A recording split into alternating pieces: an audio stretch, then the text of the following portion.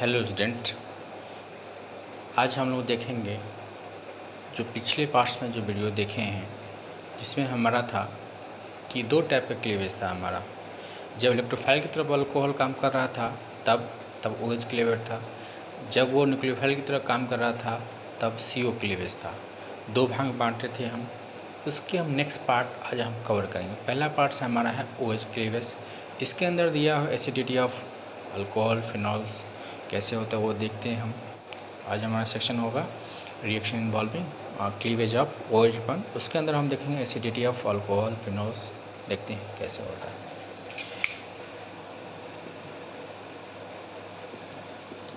Reaction involving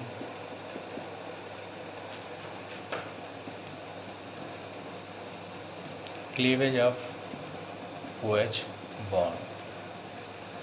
OH bond cleavage में पहला दिया हुआ है acidity of alcohol and phenol. ठीक है, इसको रिएक्शन विथ मेटल्स से कराया है। जैसे NCERT में जनरली क्वेश्चन पूछता है कि दो एग्जाम्पल के थ्रू बताइए कि ये फिनॉल या अल्कोहल एसिडिक है, तो उसमें हम मेटल से रिएक्शन करा के दिखाते हैं। तो देखिए, अगर आपका अल्कोहल है कोई, आप Na से रिएक्शन कराइए तो RONA और ½ बाहर निकलता है। तो आप इसको सीधे आप लिखते हैं RONA एंड ½ तो इसको बैलेंस करने के लिए आप क्या कीजिएगा, OH आपके पास है, Na है, तो यहाँ क्या दो है, दो से लेने के लिए क्या है, इधर 2 करना पड़ेगा, इधर 2 करना पड़ेगा, इधर 2 करना पड़ेगा। ठीक है, तो जब 2 ये यूज होगा तो 2 ये भी करना पड़ेगा, तो 2 ये भी करना पड़ेगा। तो ये 2 कैंसिल हो गया। इसको लिख सकते हैं 2ROH 2Na 2RONA plus H2। ये हो गया। मतलब जब H कोई फिनॉल्स रिलीज करता है मतलब एसिडिक नेचर वो शो करता है। अगर आप सिंपल कोई एग्जांपल के थ्रू देखना चाहते हैं तो देखिए। ठीक है, अगर आपको मन है कि इथाइल अल्कोहल मिथाइल अल्कोहल कोई भी आप लेने के मन है तो आप ले सकते हैं, दोनों में से किसी को भी आप ले सकते हैं, मिथाइल इथाइल अल्कोहल को। तो जैसे देखिए, आप CH3OH लेते हैं, ठीक है, आप Na देते हैं तो क्या हो जाएगा, आपको CH3ONA ½ बाहर निकल जाएगा। ठीक है, आप फिर बैलेंस करने का मन हो तो ऐसे लिखिएगा CH3OH plus 2Na CH3ONA plus H2 से बाहर निकल जाएगा। अब इसकी जगह जो आपको रखने का मन हो, माने C2H5 रखने का तो रखिए C2H5OH, एक ही बार बैलेंस कर दीजिए 2Na तो 2 C2H5ONA प्लस H2 हो जाएगा हमारा। इसे रिएक्ट किया। अब हम देखते हैं अगर हमारा इसके जगह पे NaOH आएगा तो क्या होगा, CH3OH प्लस NaOH आ जाएगा तो क्या होगा, यहाँ माइनस यहाँ प्लस यहाँ माइनस यहाँ प्लस, ये क्या करेगा, इसको खींच लेगा। अब क्या बना देगा, यहाँ पर CH3ONA बना देगा, फिर ये दोनों वाटर बन के निकल जाएगा। तो यहाँ भी इसका H निकल रहा है और यहाँ भी इसका H निकल रहा है ना, ये भी एसिडिक नेचर शो कर रहा है, तो ये भी एसिडिक नेचर कर रहा है। तो अगर आप NaOH यूज़ करते हैं तो H2 निकल जाएगा, Na यूज़ करते हैं तो H2 निकल जाएगा। बस इतना ही के अंतर है। अब इसी की जगह आपका मन है फिनॉल लगाने का, कुछ मत कीजिए, अब सबको आप यहाँ फिर फिनॉल कर दीजिए। आप इसको फिनॉल कीजिएगा तो क्या हो जाएगा, हो गया, यहाँ पर फिनॉल कर दीजिए, आपका फिनॉल के साथ हो गया, यहाँ पर फिनॉल कर दीजिए। ठीक है, तो यहाँ पर फिनॉल हो जाएगा 2Na, यहाँ 2 ये यूज़ करेंगे हम। ठीक है, अब इसके जगह फिनॉल करने का मन है, इसकी जगह भी कर सकते हैं। जहाँ भी रखने के मन है फिनॉल, तो फिनॉल के साथ करवा सकते हैं आप, ठीक है। नहीं आपको मन है कि हम यहाँ फिनॉल रखें तो यहाँ रख दीजिए फिनॉल और यहाँ मिटा दीजिए, ठीक है। तो यहाँ पर फिनॉल रख दीजिए आप, ये हो गया। यहाँ फिनॉल रख दीजिए आप, ठीक है। इस ढंग से हो गया। तो हमारा क्या होता है, तो अगर हमको फिनॉल का एसिडिटी चेक करना है तो हम फिनॉल के थ्रू हम ऐसे दिखा देंगे। सेम चीज़ है, उसमें कुछ है नहीं, यहाँ बस यहाँ कुछ चीज़ चेंज की है और तो कोई अंतर है नहीं। यानी इस तरह से अगर कभी पूछेगा कि आप 2 एग्जाम्पल थ्रू या एग्जाम्पल थ्रू मेटल को विथ रिएक्शन के साथ बताइए, या सिंपल हो जाए पूछे कि बताइए कि आपको फिनॉल या अल्कोहल एसिडिक है, तो आप Na और एक NaOH का एग्जाम्पल लेके आप 2 एग्जाम्पल को दिखा देते हैं कि आप इस तरह से, क्योंकि ये H यहाँ रिलीज कर रहा है और H यहाँ रिलीज कर रहा है, तो एसिडिक नेचर हमारा शो करेगा। अब देखते हैं इसका कुछ एग्जाम्पल दिया है एल्युमिनियम के साथ आपके NCERT के अंदर, तो उसका भी हम देख लेते हैं। रिएक्शन एल्युमिनियम के साथ ट्रस्टीब्यूटाइल अल्कोहल को एल्युमिनियम के साथ रिएक्शन NCERT के अंदर दिया हुआ, उसको हम देख लेते हैं कैसे दिया हुआ है। तो दिया है CH3OH दिया हुआ। अब एल्युमिनियम के साथ रिएक्शन कराइएगा। आपको पता है कि एल्युमिनियम कैसे रिएक्शन करता है। अगर आपका एल्युमिनियम रिएक्शन करेगा तो क्या लिखिएगा, अगर आपके पास एल्युमिनियम के पास +3 चार्ज है और किसी के पास -1 चार्ज, तो क्या होगा, ऐसे जाता है, क्रॉस केस होता है, AlX3 लिखते हैं। तो उसी तरह से अगर आपके पास O- है, एल्युमिनियम 3+ है, तो ये ऐसे हो जाएगा, मतलब AlRO जो भी है 3 टाइम्स होगा। मतलब एक एल्युमिनियम के लिए आपको 3 चाहिए, ठीक है। तो हम देखते हैं 3 देके, तो यहाँ हम कर देते हैं। तो अब हमारा है कि यहाँ हम करा देते हैं, तो हम 3 दे देते हैं इसके लिए, इसको यूँ 3 चाहिए ही चाहिए इसको। तो आप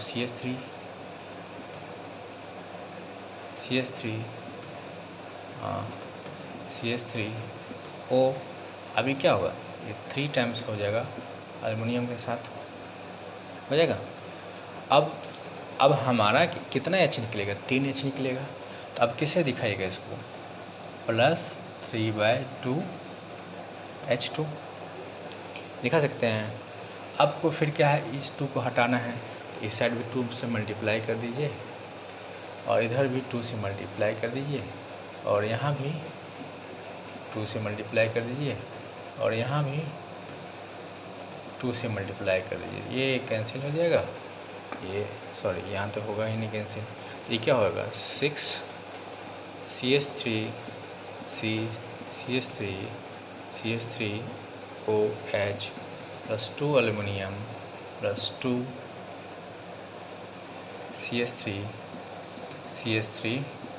CH3O 3 टाइम्स एल्युमिनियम +3 H2 निकल जाएगा हमारा, ठीक है।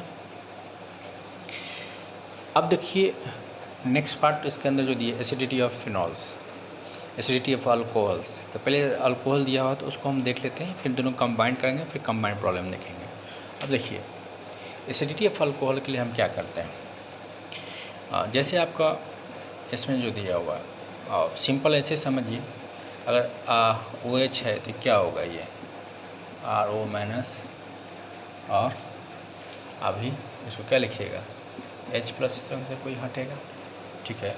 यानी कि कोई Ha हमारा एसिड, ठीक है, इसमें यहाँ पर H ये हो गया और O A की जगह पर आपका ये हो गया, तो आप क्या लिखिएगा, इसको A- और H+ के रूप में निकलता है। इसको बोला जाता है कंजुगेट बेस, इसको बोला जाता है एसिड, ठीक है। तो अब हमारा जो है ये एसिडिक कैरेक्टर हम कैसे चेक करते हैं, जितना जल्दी हमको H मिलेगा उतना ज़्यादा हमारा एसिडिक कैरेक्टर होगा, ठीक है। तो ये कितना जल्दी मिलेगा, ये हमको कैसे पता चलेगा कि कितना जल्दी हमको मिल रहा है और कितना जल्दी नहीं मिलेगा। तो देखिए ये जितना जल्दी स्टेबल होगा उतना जल्दी इसको रिलीज़ करेगा। ठीक है, अब ये कितना स्टेबल है ये किससे पता चलेगा? बाय द वे कि आपसे कोई मांगने के लिए आया पैसा, तो आप कितना पैसा दे सकते हैं? 10, 20 एज ए स्टूडेंट, 50, 100, 500 मैक्सिमम। ठीक है, अगर आपके पापा से मांगने या कोई आपके गार्जियन से मांगनेगा, तो अगर कोई NGO है तो 5,000 तो दे सकता है। यही कोई अगर बिरला और टाटा के पास चल जाए तो कितना दे सकता है? वो करोड़ में दे सकता है, क्योंकि उसके जाने से फ़र्क नहीं पड़ेगा और आपको 500 रुपये जाने से फ़र्क नहीं, आपके पापा को 5,000 तक जाने से बहुत ज़्यादा फ़र्क नहीं पड़ेगा। तो कोई मॉलिक्यूल किसी चीज़ को तभी बाहर निकलने देता है जब आपका उसके जाने से उस पर कोई ज़्यादा इफ़ेक्ट नहीं पड़े। तो किसी को मान लीजिए जितना जल्दी कोई रिलीज़ करता है, जैसे क्या है, आप 100, 50, 10, 20 बार ईजिली रिलीज़ कीजिए, आपको उसके जाने से फ़र्क नहीं पड़ेगा। ठीक है, आपकी स्टेबिलिटी में बहुत ज़्यादा नहीं पड़ेगा। आपको अगर उसके जाने से स्टेबिलिटी ट्रेवल उसके जाने से नहीं स्टेबिलिटी, उसको 1000 करोड़ रुपया देता है, तो उसके जाने से उसको कोई फ़र्क नहीं पड़ेगा। तो कितना जल्दी आप रिलीज़ कीजिएगा इस बात पर डिपेंड करेगा कि आप कितना स्टेबल हैं हम। ठीक है, तो जितना जल्दी स्टेबल होगा उतना जल्दी आप रिलीज़ कीजिएगा उसको। यानी कि मॉलिक्यूल जितना ज़्यादा स्टेबल होगा, यानी कि रिलीज होने के बाद हम कितना स्टेबल है, यानी कि हम कंजुगेट बेस हैं तो हम कितना स्टेबल है इस बात पर, यानी ये कितना स्टेबल है इस बात पर कहते हैं कि इसको कितना जल्दी रिलीज़ करेगा। ठीक है, तो इसकी स्टेबिलिटी है नेगेटिव चार्ज। अगर नेगेटिव चार्ज का मतलब हुआ कि हमारे ऊपर अगर कर्ज है, तो हमारे ऊपर कर्ज है तो हम क्या करेंगे? ऐसे लोगों से जुड़ेंगे जो हमारे कर्ज को कम करे। ठीक है, या हम ऐसा कोई धंधा करेंगे जिससे हम ज़्यादा अर्न करें, अपने कर्ज को कम करें।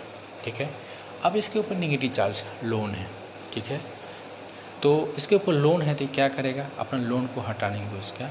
तो ऐसे ग्रुप से जुड़ना चाहेगा जो इसके नेगेटिव चार्ज को ख़त्म करने में सपोर्ट करे। तो अब कौन सा ग्रुप है? एक्चुअली जो भी इलेक्ट्रॉन विड्रॉइंग ग्रुप होता है वो उसका काम ही क्या होता है? इलेक्ट्रॉन को विड्रॉ करना। जितना ज़्यादा इलेक्ट्रॉन विड्रॉ करेगा इसका नेगेटिव चार्ज उतना ज़्यादा खींचाएगा और उतना ही ज़्यादा स्टेबल होगा। यानी कि जितना इलेक्ट्रॉन विड्रॉइंग ग्रुप इसमें लगा हुआ रहेगा उतना ही स्टेबल होगा, उतना जल्दी इसको रिलीज़ करेगा। मतलब जितना जल्दी रिलीज़ करेगा उतना ही वो एसिडिक नेचर शो करेगा, एसिडिक प्रॉपर्टीज शो करेगा, उतना ही वो एसिडिक हो जाएगा। अब जितना इसमें अगर डोनर लग जाए तो क्या करेगा?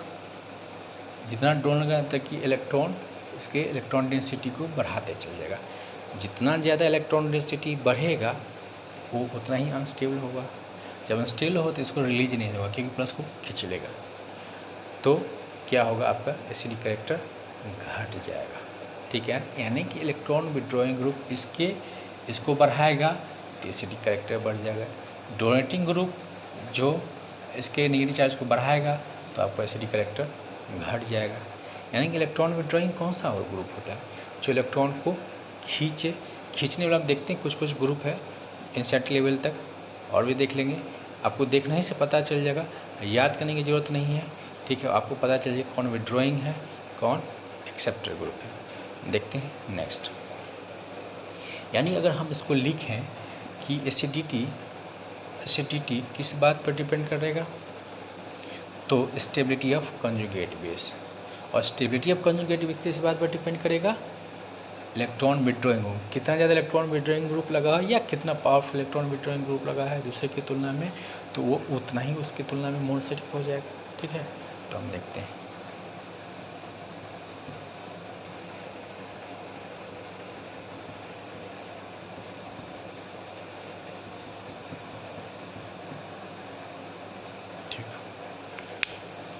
अब हमारा acidity directly proportional to stability of conjugate base. Stability of conjugate base पे और स्टेबिलिटी ऑफ कंजुगेट बेस्ड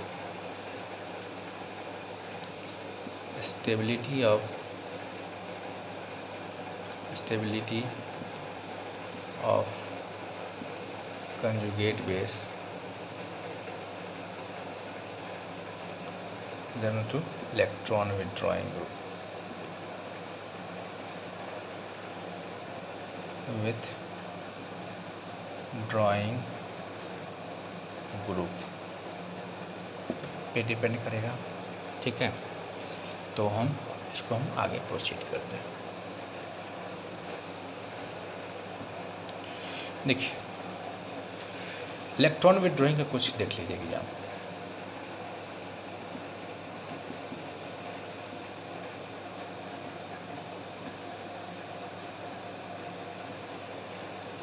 ठीक है, ये देखिए, इसको देख लीजिए। जितना अगर यहाँ पर कुछ भी रहे, मान लीजिए कि जेड कोई ग्रुप चीज़ लगा हुआ, यहाँ पर ये किसी में जुड़ेगा तो इस साइड से अगर ये जुड़ रहा है तो अगर कभी भी मैंने इसका मतलब ऐसे समझिए कि अगर ये दिया हुआ COH COR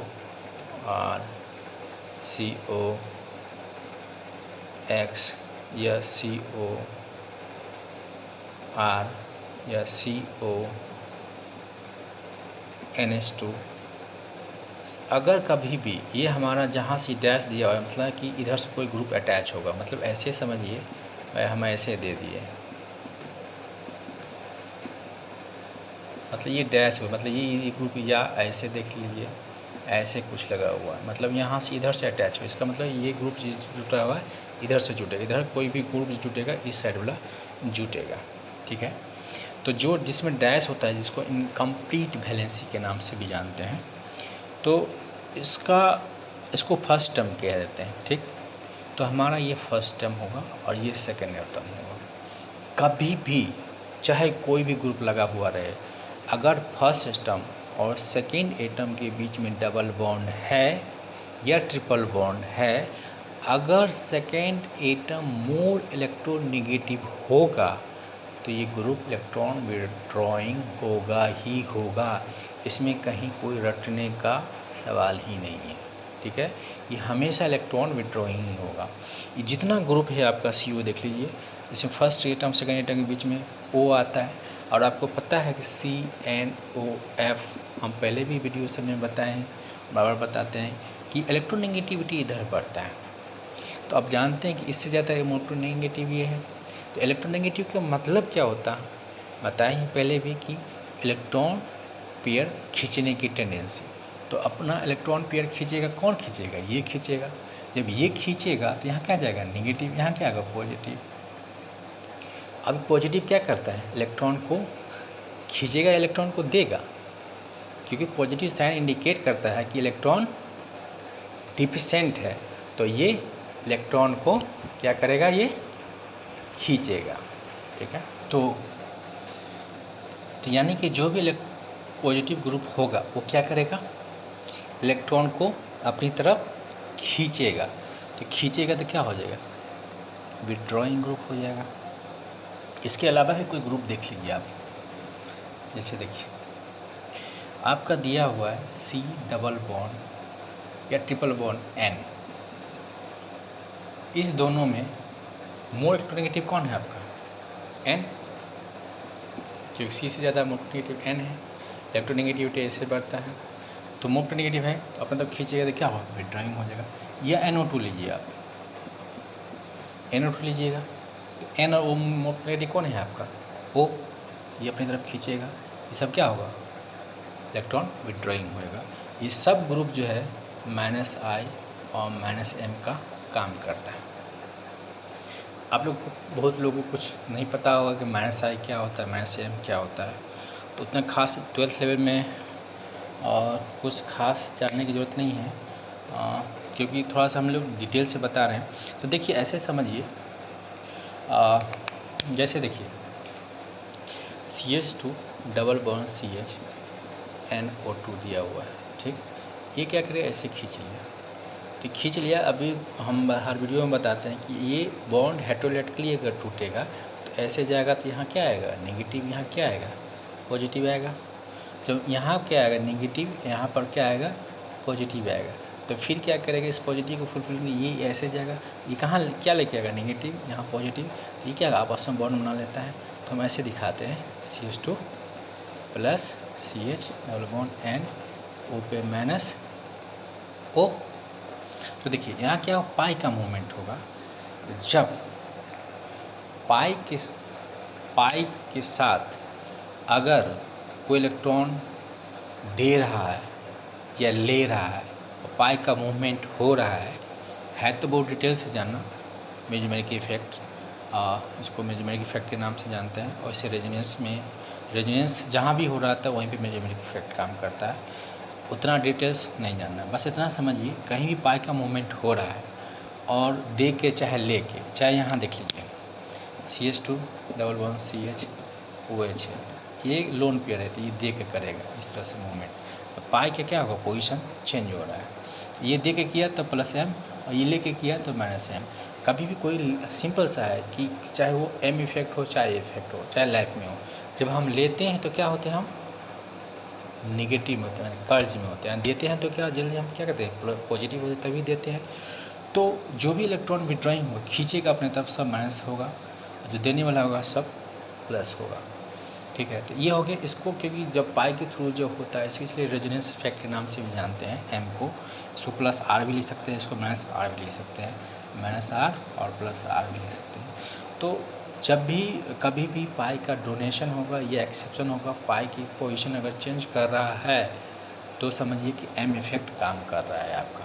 ठीक है, और अगर नहीं हो रहा है तो उसको हम I इफेक्ट कहते हैं। यही इसी को देख लीजिए आप, अगर यही CH3 CH2 अगर NO2 लगा हुआ है, अब क्या यहाँ तो पाई है नहीं, मूवमेंट करेगा, तब ये क्या करता है, क्योंकि C से मूव टू नेगेटिव N है और इसे मूव टू नहीं है, तो ये अपने ऊपर खींचना है। इलेक्ट्रॉन क्या करे, इसके इसमें जो इलेक्ट्रॉन है उसको थोड़ा सा अपने तरफ खींचेगा, जितना खींचेगा उतना ही प्लस इसमें इंड्यूस हो जाएगा।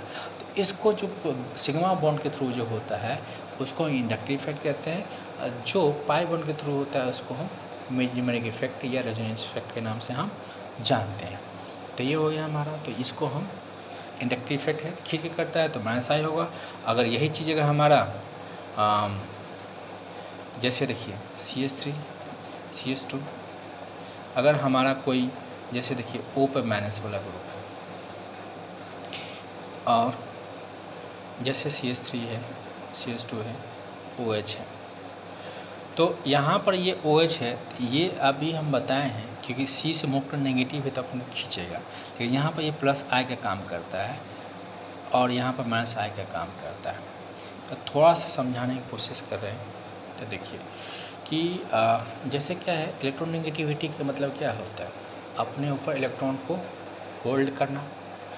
तो ये अपने ऊपर इलेक्ट्रॉन हो गए, जैसे हम अगर 5 kg उठा सकते हैं और आप 2 kg उठा सकते हैं, अगर हम मान लीजिए 4 kg या 5 kg उठा लिए, अब हमारी उठाने की क्षमता क्या आपसे कम हो गया, मूव करने के लिए थे अपने ऊपर इलेक्ट्रॉन को क्या किया, होल्ड कर लिया, अब उसकी उठाने की क्षमता क्या हो गया, कम हो गया, यानी कि आप इलेक्ट्रॉन नहीं ले सकते हैं। तो अब इससे मूव का नेगेटिव कौन होगा, ये अपनी तरफ इलेक्ट्रॉन खींचेगा, यानी कि ये क्या इलेक्ट्रॉन देगा तो ये प्लस I हो जाएगा। मतलब और दे भी रहा है सिग्मा बॉन्ड के थ्रू होगा, जो भी इलेक्ट्रॉन सिग्मा बॉन्ड को देता है या लेता है उसको इंडक्टिव इफेक्ट कहते हैं, जो पाई के थ्रू लेता देता है उसको हम मेजमेरिक इफेक्ट कहते हैं। ऐसे ही समझिए, ज़्यादा कुछ दिमाग नहीं लगा रहे हैं, आपको नीट जी तक भी इतना चल जाए कोई प्रॉब्लम नहीं है। ठीक है, उस सब के लिए तो हम अलग से वीडियो बनाएंगे ही, एडवांस के लिए और सबके लिए डिटेल से वीडियो बनाएंगे। अभी हमको एनसीईआरटी कवर करना है, इसलिए हम उस टॉपिक के जहाँ तक रेंज हो सकता है जिससे कि 12th के बच्चों को भारी ना लगे और आप लोग को जी जो कर रहे होंगे उसको एक सपोर्ट मिल जाए और चीज़ को समझने में आसानी हो, वहाँ तक हम कर दे रहे हैं। ठीक है, तो ये हो गया हमारा। इस ढंग से आप प्लस I माइनस I या प्लस M माइनस M आप देख सकते हैं। तो ये जितना ग्रुप हो गया ये क्या काम करेगा, खींचने का काम करेगा। ठीक है, और जैसे हमारे लाइफ में क्या होता है, लेने वाला लोग ज़्यादा होता है, वैसे ही आपको फंक्शन ग्रुप में जितना ग्रुप नज़र आएगा कुछ को छोड़ के सब लेने ही वाला नज़र आएगा, 2-4 गो ही है जो आपको देने वाला नज़र आएगा। तो ये हो गया वो सब खींचने वाला, तो ये सब इलेक्ट्रॉन विड्रॉइंग ग्रुप हो गया। ठीक, अब इलेक्ट्रॉन डोनेटिंग में अब इसमें अंदर ये भी SO3 देख लीजिएगा। तो देखिए SO3 में हमारा क्या होता है, SO3 हो गया, तो ठीक है। इसे मूव टू नेगेटिव ये की तरफ खींचेगा, ये भी माइनस आई होगा। या SO3H देख लीजिए, इसमें भी वही चीज़ होगा, ठीक है। या CH डबल बॉन्ड NH देख लीजिए, अगर ऐसा है तो ये भी मूव टू नेगेटिव है, तो ये भी माइनस आई और माइनस एम हो जाएगा, सब वही है। अब हमारा है इसके अंदर जैसे इसके अंदर हम देखते हैं प्लस का ग्रुप। देखिए CH3 प्लस I के जो भी अल्काइल ग्रुप होगा R, जो भी अल्काइल ग्रुप होगा प्लस, या साइक्लोअल्केन जो भी होगा, ठीक है, या O माइनस है या NH माइनस है या COO माइनस है, ये सब प्लस I का काम करता है, ठीक है। थोड़ा सा बता देते हैं, इसको तो बता दिए, उसी तरह इसको भी सोचना है कि इलेक्ट्रॉनिक नेगेटिव है तो आप ले नहीं सकता, उसको भी ऐसे सोचना है, इसको भी ऐसे ही सोचना है। ये दोनों लगभग बराबर है, तो इसको हम थोड़ा देख लेते हैं। ई कैसे प्लस आई शो करता है, तो देखिए, तो इसमें है कि अगर हमारा CH H और H है, C F F और F हमारा, ठीक, इस दोनों में मूव टू नेगेटिव कौन है? H और C में C है, इसका 2.1 है, इसका 2.5 टू नेगेटिविटी होता है। ये मूव टू नेगेटिव होता है, तो क्या करेगा? नेगेटिव खींचेगा, नेगेटिव खींचेगा, नेगेटिव खींचेगा, ठीक। अगर हम CF में देखें तो F मूव टू नेगेटिव यहाँ क्या होगा? प्लस होगा, यहाँ प्लस होगा, यहाँ प्लस होगा। मूव टू नेगेटिव है तो यहाँ नेगेटिव जाएगा, यहाँ पॉजिटिव रहेगा, तो यहाँ पर क्या होगा? उसी तरह सबके साथ यहाँ नेगेटिव जाएगा, यहाँ पॉजिटिव आएगा, यहाँ नेगेटिव आएगा और यहाँ पे पॉजिटिव आएगा, तो यहाँ क्या होगा? पॉजिटिव पूरा इसके साथ बन जाएगा चारों तरफ। और यहाँ पर क्या है? मूव टू नेगेटिव है तो यहाँ नेगेटिव आ रहा है, इसके चलते यहाँ पे नेगेटिव आ रहा है, इसके चलते यहाँ नेगेटिव है तो यहाँ नेगेटिव पूरा आ गया। अब है कोई यहाँ ग्रुप है तो ये किसी से इलेक्ट्रॉन लेगा या किसी को इलेक्ट्रॉन देगा, ठीक है। तो ये क्या करेगा? अब इलेक्ट्रॉन है तो किसी को इलेक्ट्रॉन देगा, अब ले नहीं सकता क्योंकि ऑलरेडी इसके पास इलेक्ट्रॉन थे, इसलिए ऐसे प्लस आई काम। अब क्या करेगा? यहीं पे यही देख लीजिए, ये क्या करेगा? इलेक्ट्रॉन प्लस चार्ज है, तो अब क्या है? किसी से इलेक्ट्रॉन लेगा, किसी को इलेक्ट्रॉन दे नहीं सकता, ये क्या होगा? माइनस आई होगा। जो पता है अभी, जो डोनेट करे कोई भी वो प्लस हो जाएगा, जो एक्सेप्ट करे वो क्या होगा? हमारा माइनस हो जाएगा। तो ये हो गया हमारा, ठीक है। तो इस तरह से आप देख सकते हैं। तो ये सब था हमारा प्लस आई का। अगर आप माइनस प्लस एम का देखना चाहते हैं, देखिए NH2 इसका लोन पेयर हो जो डोनेट कर सके, OH लोन पेयर हो डोनेट कर सके, या OR लोन पेयर हो डोनेट कर सके, या आप ऐसे भी देखिए, देखना है किधर से, जैसे कभी कभी एक ग्रुप दोनों का काम करता है, ऐसे यहाँ देख लीजिए। बाय द वे ये अब ये खींच रहा है अपने तरफ, तो ये इसको दे रहा है। अभी हम बताए हैं क्या होगा, ये यहाँ से ये क्या होगा? CO ग्रुप क्या होगा? Minus M. अब ये क्या होगा? ये किसी को इलेक्ट्रॉन देगा, ये क्या होगा? Plus M. एक ही ग्रुप, मैंने साइड कौन सा है उसके ऊपर डिपेंड है। बार बार हम बोले इधर से जो भी क्या होगा वो माइनस एम, और इधर से जो भी होगा वो प्लस एम, और इधर से वो देगा, ठीक है। ये से इधर से दे रहा है, ठीक है। तो ये हो गया प्लस एम वाला ग्रुप, ठीक है। तो देखते हैं थोड़ा बहुत जहाँ तक आपको काम आ जाएगा, इसमें इससे ज़्यादा बहुत ज़्यादा काम नहीं आएगा। NCERT लेवल में आराम से जी मेन तक और नेट तक कवर हो जाएगा। 12 तो अच्छे से ही हो ही जाएगा। तो इलेक्ट्रॉन सब हम देख लिए, इलेक्ट्रॉन डोनेटिंग ग्रुप और विड्रॉइंग ग्रुप हम देख लिए। अब हमारा हम जान गए हमारा, तो बैटरी हमारा अल्कोहल दिया हुआ है CH3OH। अब हम CH3CH2OH हम देते हैं, CH3OH दे दें। अब हम CH3OH दे दें। इसी लिख सकते हैं हम ROH, इसको लिख सकते हैं RCH2OH, इसको RCHROH, इसको लिख सकते हैं RRCR, 3 R मान लीजिए, ये OH। मतलब R मतलब कोई भी अल्काइल ग्रुप, इथाइल मिथाइल कोई भी आप ले सकते हैं, इथाइल मिथाइल कोई भी आप ले सकते हैं, कोई प्रॉब्लम नहीं है इसके अंदर। तो अब ये सब क्या है आपको पता है कि यहाँ तो बैच बेस में ग्रुप लगा हुआ है। यहाँ जैसे क्या होता है एक्चुअली प्लस आई इफेक्ट जो होता है सबसे ज़्यादा आपको इसमें होता है। फिर जब प्लस आई इफेक्ट जो है आपको इसमें मिलता है, फिर प्लस आई इफेक्ट जो है आपको इसमें मिलता है, फिर प्लस आई इफेक्ट आपको इसमें मिलता है। तो सबसे ज़्यादा प्लस आई इफेक्ट कहाँ मिलेगा इसको? यहाँ, उसके बाद यहाँ मिलेगा, उसके बाद यहाँ मिलेगा, उसके बाद यहाँ मिलेगा। प्लस आई क्या क्या इलेक्ट्रॉनिसिटी को बढ़ा देगा। तो इलेक्ट्रॉन बढ़ा जाएगा तो क्या होगा? इलेक्ट्रॉन लूज़ करना चाहेगा? नहीं लूज़ करना चाहेगा। सब तो बढ़ा ही, लेकिन सब बढ़ा कैसे रहा? इधर की तरफ बढ़ रहा है आपका। तो कंपैरेटिवली इसमें हमको चेक करना है, तो इसमें सबसे कौन बढ़ा रहा है? ये। तो सबसे एसिडिक कौन हो जाएगा? ये। यानी कि हमको सबसे एसिडिक ऐसे कैसे हो जाएगा? सबसे एसिडिक ये हो जाएगा, यानी कि आपका, ठीक है। उसके बाद क्या होगा? ये RrCH फिर जो है आपका क्या हो जाएगा?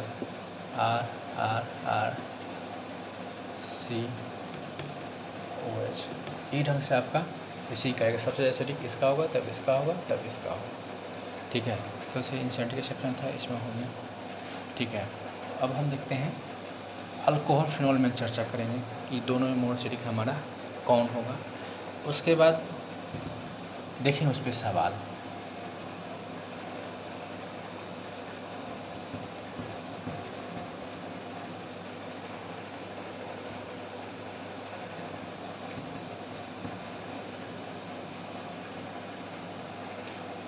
तो देखिए,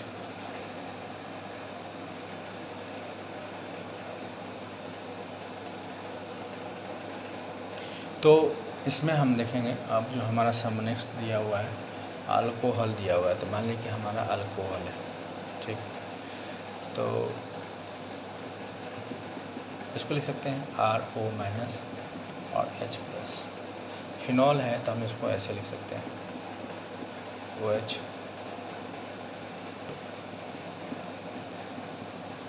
O- और H+, ठीक है। ये हो गया। तो अब इस दोनों में हमको कंपेरिजन करना है कि मोर एसिडिक हमारा कौन सा है। तो मोर एसिडिक कौन सा होगा इसके अंदर? ठीक। तो हम इसमें हम चेक क्या करते हैं एसिडिटी के लिए? कंजुगेट बेस, ठीक है।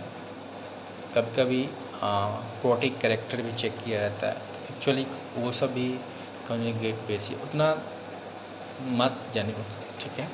बस ऐसे समझिए कंजुगेट बेस हमको चेक करना है। तो कंजुगेट बेस चेक करना है, तो इस दोनों का कंजुगेट बेस, इसको हम क्योंकि अल्काइल ग्रुप लगा है तो अल्कोक्साइड कहेंगे, और फिनॉल ग्रुप लगा हुआ है तब फिनॉक्साइड कहेंगे। अब अल्कोक्साइड और फिनॉक्साइड में मोर स्टेबल कौन होगा? अल्कोक्साइड होगा या फिनॉक्साइड होगा? तो देखिए, जैसे हमारा पिछले कुछ चर्चा चल रहा था, तो यहाँ पर अगर अब हम इसको हम देखें तो इसको अगर हम फिनॉक्साइड को, फिनॉल है तो इसको हम ऐसे लिख सकते हैं, कुछ याद आ रहा होगा कि पाई है, नेगेटिव चार्ज है या लोन पे है, तो क्या करेगा? वो रेजोनेंस करेगा, ठीक है। तो यहाँ पर ये रेजोनेंस करना शुरू कर दिया,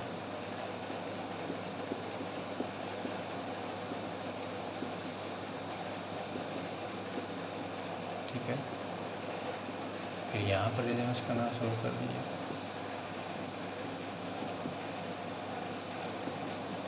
फिर जो है आपका यहाँ पर रेजोनेंस, ये ऐसे जाएगा तो यहाँ पर ये यहाँ पाई बॉन्ड बनेगा और यहाँ पर नेगेटिव आ जाएगा, अब फिर ऐसे जाएगा तो ये ढंग से ऊपर नेगेटिव हो जाएगा, ठीक है। तो ये हो जाएगा। तो यहाँ क्या हो रहा है? यहाँ पे रेजोनेंस हो रहा है। तो रेजोनेंस किसी चाहे वो प्लस हो चाहे माइनस हो, दोनों की स्टेबिलिटी को बढ़ा देता है। कैसे बढ़ा देता है? ये क्या किया, इसके नेगेटिव चार्ज को अपने ऊपर लेके पूरा धो लिया। और अगर हमारे कोई कर्जा कोई अपने ऊपर ले रहा है जितना टाइम ले रहा है उतना टाइम तो हम फ्री रहेंगे। बार बार हमारा नेगेटिव चार्ज को क्या कर रहा है, जो भी हमारा कर जा रहा है बार बार क्या कर रहा है, नेगेटिव चार्ज फिर आ गया, फिर से उसको क्या करेगा, घटाएगा, बार बार वो घटाते रहता है। तो थ्रू रेजोनेंस ये क्या करता है, नेगेटिव चार्ज को कम करता है, उसको कंट्रोल करता है, कम कर देता है। तो यहाँ पर क्या हो जाएगा, इसका नेगेटिव चार्ज होगा अगर हमारा आर की तुलना करें तो उससे ज़्यादा होगा, क्योंकि आर में हमें पता है अल्काइल ग्रुप जो होता है वो इलेक्ट्रॉन को देता है और ये क्या कर रहा है, इलेक्ट्रॉन को ले रहा है। ठीक है, वो भी रेजोनेंस के थ्रू। तो पाई के मूवमेंट है तो यहाँ एम इफेक्ट या आर इफेक्ट काम करेगा। और ये देर, अगर ये ग्रुप की बात करें, ग्रुप क्या कर रहा है, खींच रहा है, तब माइनस एम का काम कर रहा है। और एम इफेक्ट या माइनस एम इफेक्ट या माइनस आर इफेक्ट, यहाँ पर आर जो है इंडक्टिव इफेक्ट है, यानी आई इफेक्ट है, तो आई इफेक्ट से ज़्यादा पावरफुल होता है। वैसे ही छोड़िए इस सब को, ये खींच रहा है, ये दे रहा है, ये दे रहा है इलेक्ट्रॉन को बढ़ा रहा है। इसके नेगेटिव चार्ज क्या होगा, इसका नेगेटिव चार्ज डेंसिटी बढ़ जाएगा, इसका नेगेटिव चार्ज डेंसिटी क्या होगा, घट जाएगा।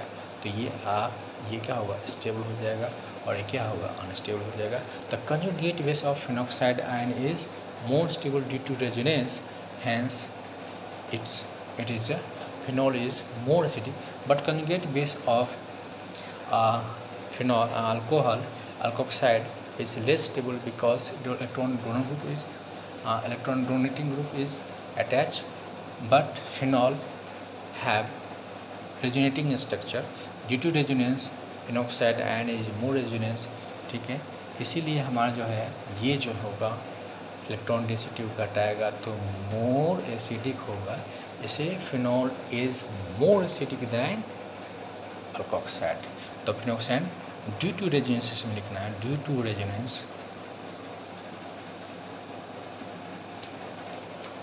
Phenoxide ion is more stable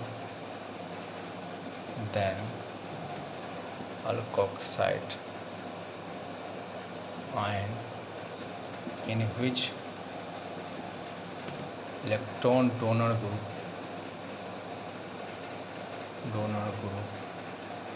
आपको याद नहीं है प्लस एम माइनस एम, तो ऐसे लिखिए इलेक्ट्रॉन एक्सेप्टर ग्रुप। तो इस लेवल में कुछ ज़्यादा नहीं करना है, बाकी अगर इंजीनियरिंग मेडिकल की जो तैयारी करें उसको तो कुछ न कुछ पता होगा ही। तो जो इलेक्ट्रॉन डोनर ग्रुप होगा तो प्लस आई इफेक्ट काम कर रहा है, यहाँ रेजोनेंस कर रहा था माइनस, जो भी रेजोनेंस हो रहा है तो यहाँ पर रेजोनेंस क्या कर रहा है, इसके इलेक्ट्रॉन खींच रहा है, तो माइनस एम काम कर रहा है। ये सिंपल रेजोनेंस लिखिए तो कोई अंतर नहीं, रेजोनेंस चाहे वो प्लस एम हो चाहे माइनस एम काम करता है, ये दोनों का काम करता है, तो चाहे दोनों को स्टेबलाइज करता है। तो सिंपल से इलेक्ट्रॉन डोनर ग्रुप, क्योंकि इन व्हिच क्या हो रहा है, इलेक्ट्रॉन डोनर ग्रुप अटैच है, सो इलेक्ट्रॉन डेंसिटी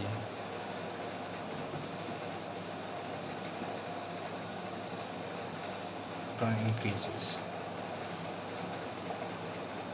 तो क्या है, due to resonance phenoxide and more stable than carboxide in which electron density electron donor group plus I would attach, so electron density increases. इस तरह से वो इलेक्ट्रॉन डेंसिटी क्या करता है, वो इंक्रीज़ कर देता है, ये इलेक्ट्रॉन डेंसिटी को इंक्रीज़ कर देगा और इलेक्ट्रॉन डेंसिटी को डिक्रीज़ कर देगा। तो हम देखिए कि एसिडिटी देखें ही पहले, हम पहले ही देखे हैं कि एसिडिटी हमारा जो होगा इलेक्ट्रॉन विड्रॉइंग ग्रुप बढ़ाएगा, इलेक्ट्रॉन डोनेटिंग ग्रुप घटाएगा। अगर आप 12th के स्टूडेंट हैं तो कुछ दिमाग मत लगाइए, कभी कभी नीट में दिए थे इस टाइप का क्वेश्चन कि कभी भी एसिडिटी कहीं भी बढ़ रहा है, ठीक है, मेन तक में इस टाइप का सवाल कभी को देता है। कभी भी अगर सवाल समझ में आए चाहे नहीं आए, एक चीज़ ध्यान रखना है कि जब भी इलेक्ट्रॉन विड्रॉइंग ग्रुप लगा रहेगा तभी आपका एसिडिटी बढ़ेगा। अगर इस दोनों में कभी भी लिख दिए कि ये मोर एसिडिक क्यों है, जनरली आपको 12th लेवल में इस टाइप का क्वेश्चन देता है कि ये मोर एसिडिक क्यों है, बस एक ही चीज़ ध्यान रखिए कि इलेक्ट्रॉन विड्रॉइंग ग्रुप लगा होगा, आप क्वेश्चन समझ में आए चाहे ना आए, इस ढंग के आप आंसर दे सकते हैं कि इलेक्ट्रॉन विड्रॉइंग ग्रुप लगा है इसलिए मोर एसिडिक है, इलेक्ट्रॉन डोनेटिंग ग्रुप लगा है इसलिए लेस एसिडिक है।